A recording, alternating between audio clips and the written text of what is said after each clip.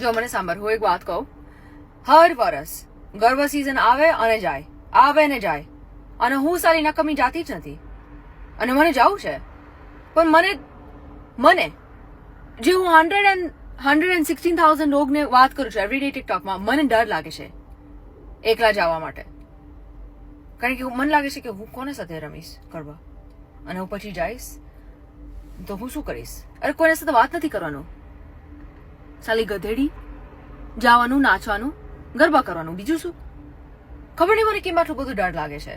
પણ એવરી વર્ષ ગરબા આવે ને પછી બધા પૂછે છે કે તું ગરબામાં ગયા આ વર્ષ? અને હું કહું છું ના, મારે કોઈ નહોતું જવા સાથે, કોઈને જોઈએ જવા સાથે ના, હું એકલી જઈ શકું.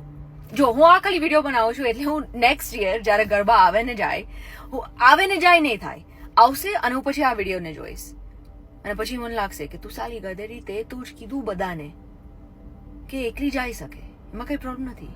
ટેન્શન નોટ ભાઈ, એકલા જવાનું ગરબામાં, બીજું શું? ગરબામાં જવાનું, ગરબા કરવાનું, વાતો શું કરવાનું, સોશિયલાઇઝિંગ એવી રીતે નથી, એટલીસ્ટ અહીંયા નથી. ગુજરાતમાં બીજી વાત છે, ગુજરાતમાં બધા સોશિયલાઇઝ કરે છે, ડેટિંગ બી કરે છે. કોઈ મને એકવાર કીધું કે ગરબાના સિઝન મોસ્ટ કોન્ડમ સેલ થાય છે ગુજરાતમાં. કીધું શું વાત છે? પ્રોગ્રેશન છે ને ત્યાં, મસ્ત.